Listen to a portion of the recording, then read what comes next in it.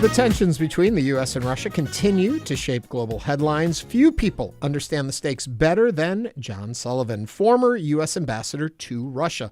Sullivan served in Moscow during some of the most turbulent moments in recent U.S.-Russian relations, and he's now sharing that experience in a new memoir titled Midnight in Moscow, a memoir from the front lines of Russia's war against the West. To tell us more, welcome Ambassador John Sullivan to the show, and if you would like to join the conversation, you can call or text, maybe, 713-440-8870, or email us at talk@hellohouston. Ambassador, welcome to the program. Great. It's a pleasure to be with you. So you were ambassador in what years? I got confirmed by the Senate in late 2019, so I was appointed by President Trump, served for a year under Trump, and then 2 years under Biden. I left toward the end of 2022. So, well, 3 years. You were living there in Russia? Yeah, absolutely. Wow. The pandemic and then the war. It was a tumultuous period. Yeah. And so what made you decide to want to write this book? Really what I saw, particularly when in the run-up to the war and when the war started, and what the Russians it's really about Russia. The end of my book, I get into more what the United States and the West should do in response. But it was really to let people know what I saw as an American there, what the Russians were doing to wrongfully detained Americans in Russia, how they started this aggressive war. We in the West, particularly in the United States, don't really understand the adversary we have in Moscow. Well, it says that you were asleep. You got the call. Yeah. Russia is ready to invade Ukraine. And you call in the dogs, right? I mean, that must have been an absolutely frightening moment, but at the same time, you expected it. Exactly. No, we knew it was coming. We'd known for months that they were going to do this. And I personally had been telling Americans in Moscow, get ready. Putin is going to do this. And a lot of people didn't believe me. They said it's irrational, he won't do it. He wants you to think he's going to do it because this is all about negotiating with the West. I said, no, he's going to invade. So when he actually invaded on February 24th, 2022, it wasn't a surprise, but it was early in the morning, and had to rush back to the embassy to start dealing with this crisis, this war that had started. Talk a little bit more about that area before we go back into more of the stuff. And I'm also curious about the title of the book. But the understanding, because I've mentioned this before on the show, my ex-sister-in-law is from Russia, and she's back there now, and she has a very different perspective on what's happening. And I'm curious, an understanding of Russia's view of why they did this invasion and how it differs from the story they share to the globe. Yeah, well, I mean, the Russian people have a very different view on this conflict. Led by Putin, they view this as, Putin calls it a war that the United States, the West, started against Russia.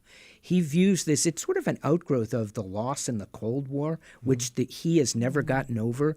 Remember the great geopolitical catastrophe? He described it of the 20th century, was the Soviet Union losing the Cold War, losing the Soviet Empire.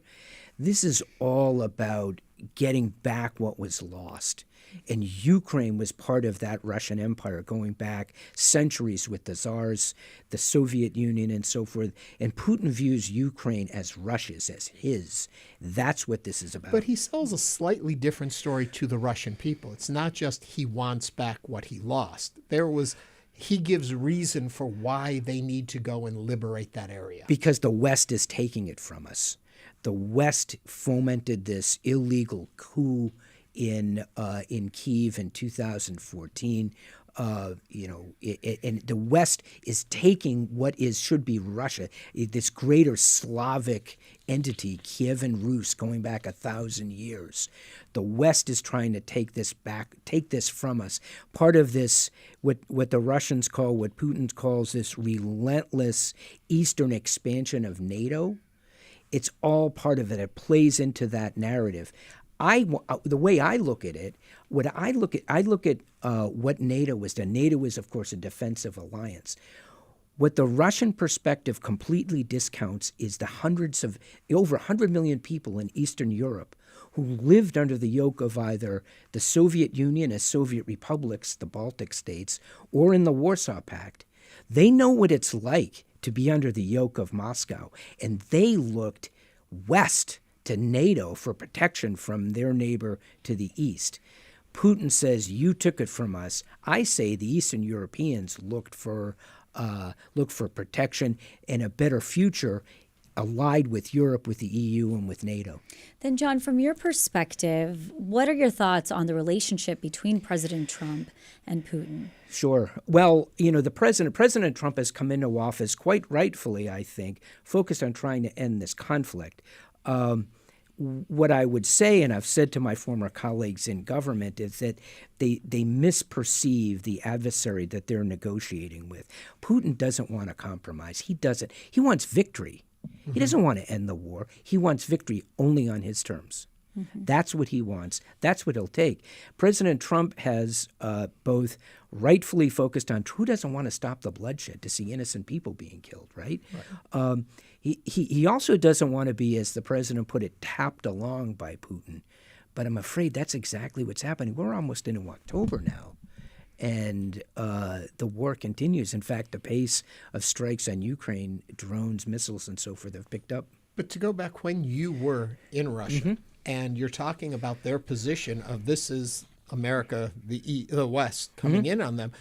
What is your job? What do you do with that regime, with that government, to talk to them on behalf of us if they see you as the villain from the moment you walk in? Yeah, well, it's a very difficult job, which is what made it attractive. In a sense, the challenge of it, doing it, representing in the United States in that hostile environment. But at the time, in fact, it was clear to me and to many Americans, particularly those of us serving in Moscow, how hostile the mm-hmm. Russians were to the United States. Think about all the Americans who've been wrongfully detained. Brittany Griner, mm-hmm. Evan Gershkovich. These are innocent people who were picked up, arrested by the Russians, put through a judicial system that's not worthy of the name. It's not really an independent judiciary. And why?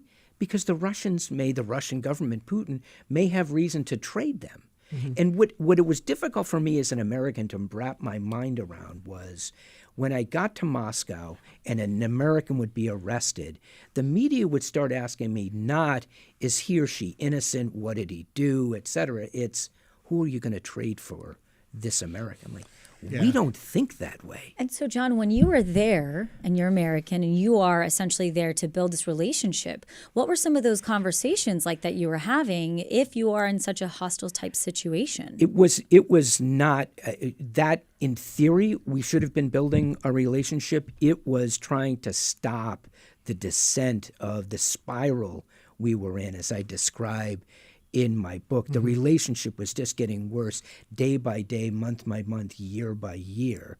And from the Russian perspective, the reason what made it particularly difficult dealing with the Russians, particularly, I have to be careful, the Russian government, not the Russian right. people. Mm-hmm. I'm a Russophile. I love Russia. You've got Russian relatives. Yeah. I loved living in Moscow, right? It's the Russian government that I have a problem with. And here's the response of the Russian government. When I would go in from my very first days, my first meetings with senior government ministers, I would have my spiel about, look, we've got to stop digging the hole we're in. We're two great countries. We have these nuclear stockpiles. We've got to learn to live together.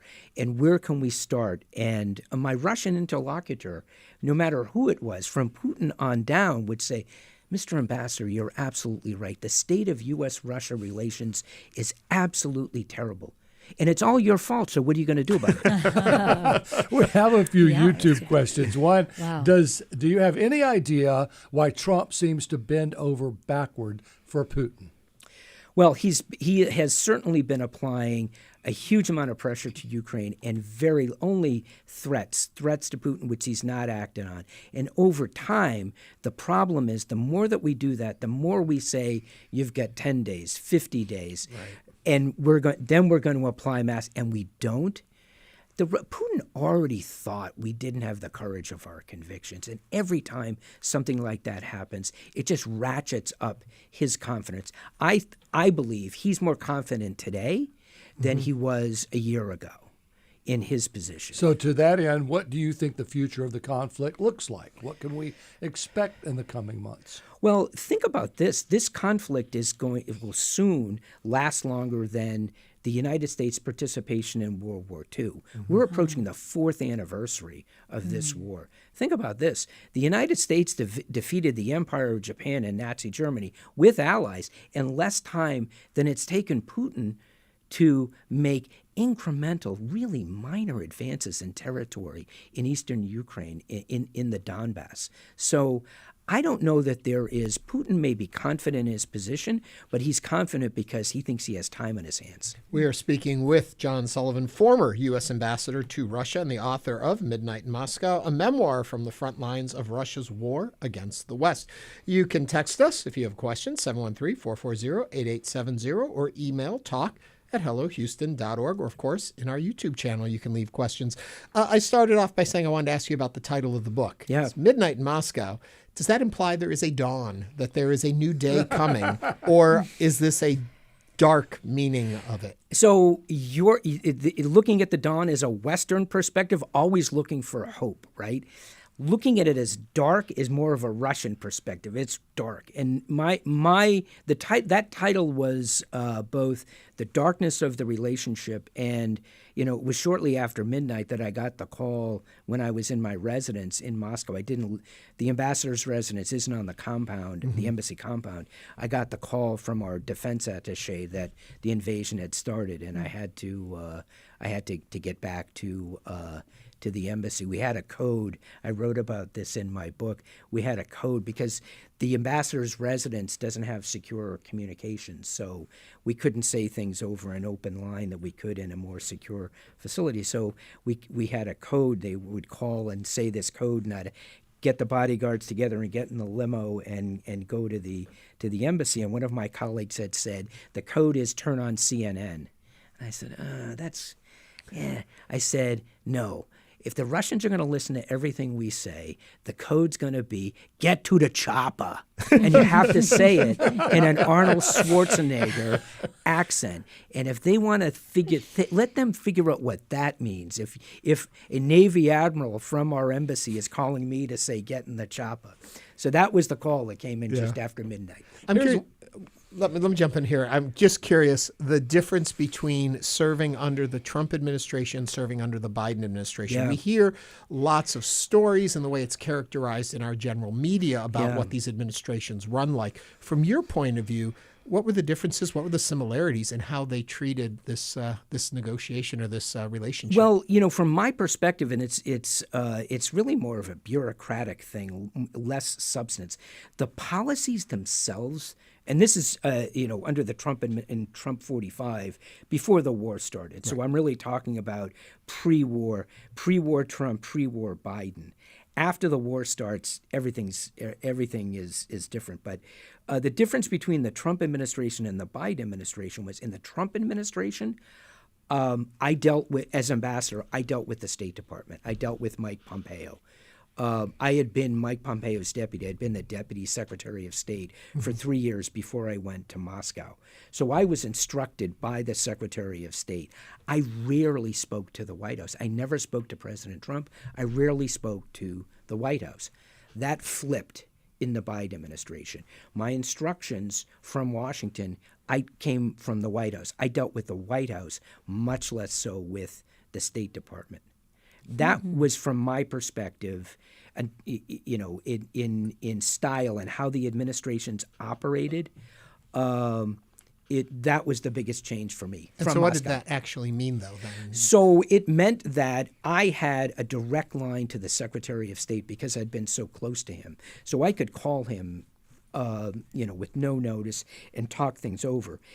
When I, in the Biden administration, when the administration asked me to stay as ambassador, I went back into the sort of the lower down in the pecking order where ambassadors usually reside, reporting up through a bureaucracy. But for a country as important as Russia, with the interest that the Biden administration had in Russia, it meant I was dealing more with Jake Sullivan, John Feiner, the NSC staff, less so with the bureaucracy at the State Department. Here's one. Does Putin have a file on Trump? Putin's got a file on me. He's got a file on everybody. He's a KGB man. He's famously said he is a KGB man, and there's no such thing as a former KGB man. That 1 hour they spent together that nobody knows what they said. Yeah. In Helsinki, remember? Yeah. What would be your guess? Or how about in the limo? That's what I'm more Limo. fascinated by. You know, Putin's English isn't bad.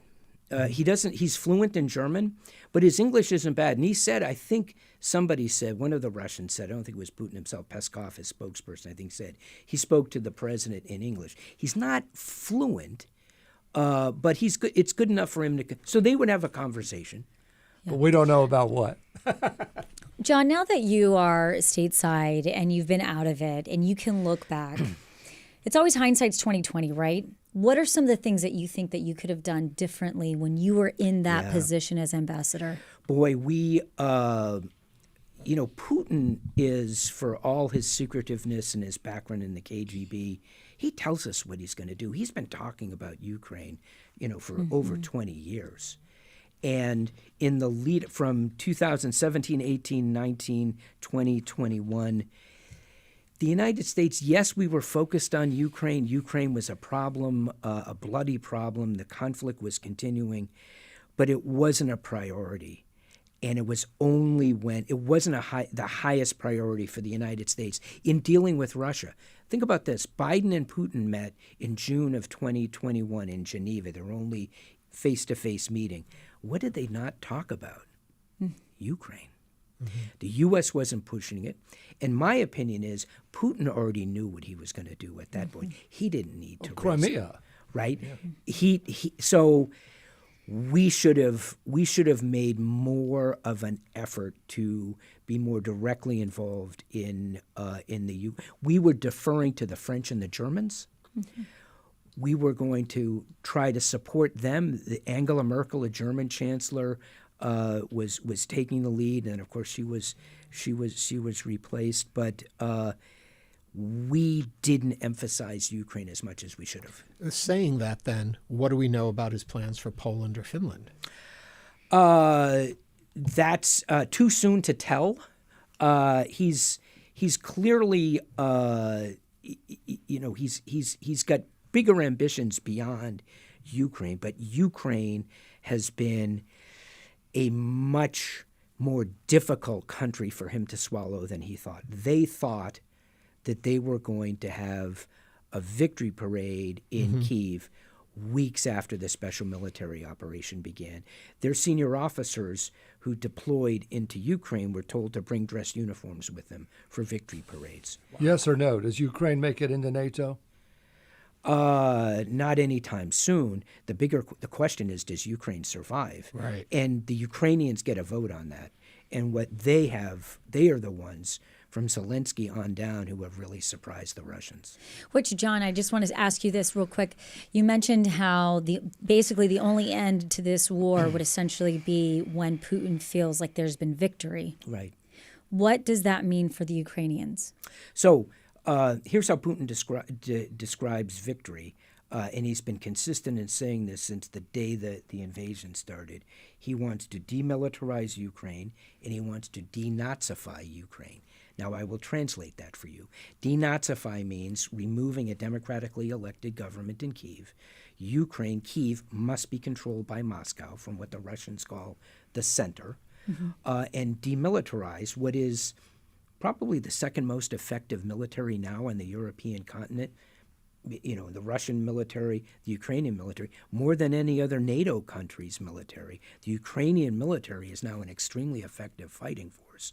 Putin will only be satisfied if that military is shrunk from 1 million plus to a much smaller, 50, 100,000 constabulary force. So no military, no alignment with the West, alignment with Moscow, control by Moscow. Will families get their children back? I'm sorry? Will families get their children back? We're not doing enough to urge that, and at this point, I'm not optimistic. You have to come back. There's so many more questions. We have so many more about questions, and we did receive some comments about people looking forward to reading your book. Oh, that's great. Thank you. Pleasure to be here. John Sullivan is the former U.S. ambassador to Russia. John, again, thank you for joining us on Hello Houston.